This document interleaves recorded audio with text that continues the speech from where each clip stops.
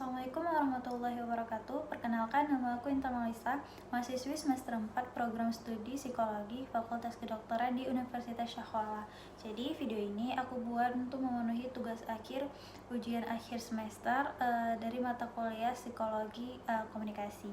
Nah, pada video kali ini aku bakal ngebahas seputar self image atau yang biasanya disebut dengan citra diri.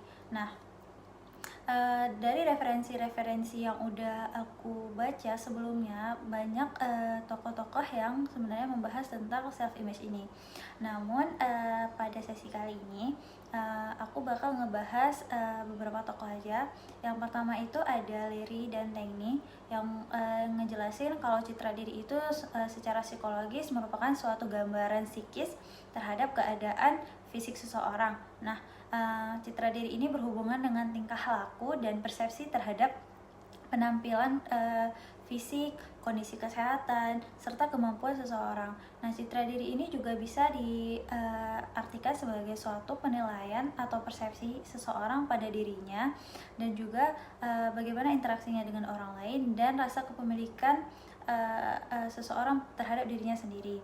Nah, selain Leary dan Tangney, ada juga tokoh yang bernama Kim dan Lennon yang menjelaskan citra diri sebagai suatu gagasan yang kompleks, yang mana meliputi banyak hal berupa kesadaran, emosi, serta tindakan seseorang yang berhubungan dengan dirinya.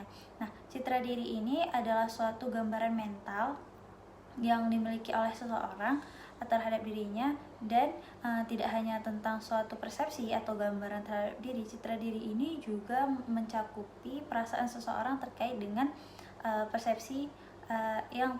persepsinya sendiri, persepsinya terhadap diri sendiri.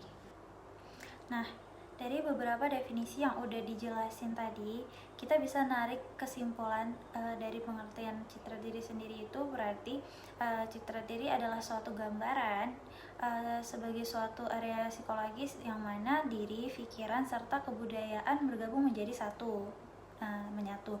Nah, pada area ini mencakupi berbagai hal seperti pemikiran, tingkah laku, persepsi, perasaan, nilai-nilai, serta anggapan seseorang atau bagaimana seseorang memandang dirinya. Nah, jadi citra diri ini mempunyai aspek-aspek. Nah, menurut Grant, terdapat beberapa aspek citra diri, yaitu ada aspek kesadaran yang mana disebut juga aspek awareness, yang merupakan adanya kesadaran terhadap citra dari keseluruhan diri, baik yang bersifat fisik maupun yang bersifat non fisik. Lalu ada aspek tindakan atau action, yang mana seseorang melakukan tindakan untuk mengembangkan potensi yang ada pada dirinya, baik itu potensi yang lemah untuk diperkuat atau memanfaatkan potensi yang sudah ada menjadi semakin baik atau menjadi potensi yang semakin berkembang. Nah, ada juga aspek yang ketiga, yaitu penerimaan, acceptance.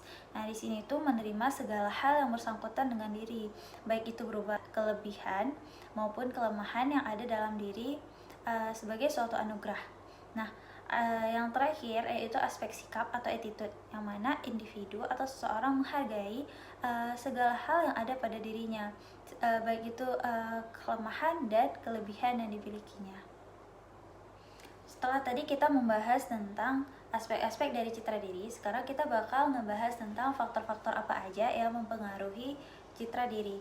Nah, jadi sebenarnya ada beberapa faktor berdasarkan jurnal-jurnal serta penelitian-penelitian yang telah ada. Nah, apa aja faktor tersebut? Nah, faktornya yang pertama adalah jenis kelamin. Case menjelaskan bahwa jenis kelamin menjadi faktor paling penting dalam perkembangan citra diri seseorang. Nah, beberapa penelitian juga sudah pernah dilakukan dan menjelaskan dan menemukan bahwa perempuan lebih negatif memandang citra dirinya dibandingkan laki-laki. Lalu faktor yang selanjutnya adalah faktor usia. Nah, yang mana paling sering terjadi pada usia remaja. Citra diri ini menjadi aspek yang paling penting untuk diperhatikan, yang karena dapat berdampak pada usaha berlebihan untuk mengontrol berat badan. Mengapa berat badan? Karena dalam menghadapi masa pubertas, remaja putri itu lebih sering mengalami kenaikan berat badan. Nah, dan hal itu sebenarnya normal. Namun sebagaimana yang kita ketahui bahwasanya pada zaman sekarang terdapat tolak ukur badan ideal bagi kebanyakan orang. Nah, dan hal ini menjadi hal yang perlu diperhatikan. Lalu selanjutnya adalah faktor media massa. Mengapa media massa? Karena media massa ini berperan penting di masyarakat yang memengaruhi pola pikir masyarakat.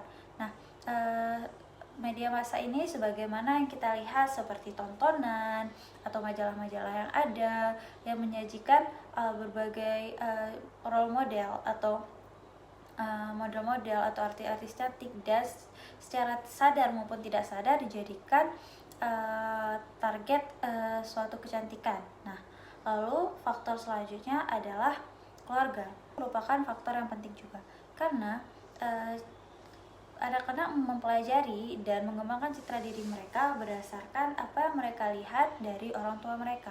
Lalu selanjutnya ada hubungan interpersonal. Hubungan interpersonal ini berhubungan dengan bagaimana seseorang dengan orang-orang di sekitarnya, lingkungan sekitarnya, keluarganya, teman-temannya, dan akan memengaruhi cara ia membangun citra dirinya pula. Lalu yang terakhir ada budaya. Nah, kebudayaan di setiap daerah dan di setiap negara itu berbeda-beda, dan tentu saja perbedaan ini dapat menimbulkan persepsi dan pandangan yang berbeda pula dalam mengembangkan citra diri seseorang. Nah, jadi kita udah sampai di akhir video. Aku berharap semoga video ini bisa bermanfaat untuk kita semua dan menjadi lebih baik ya. Nah, jadi sekian video dari aku. Terima kasih banyak udah ngikutin. Assalamualaikum warahmatullahi wabarakatuh.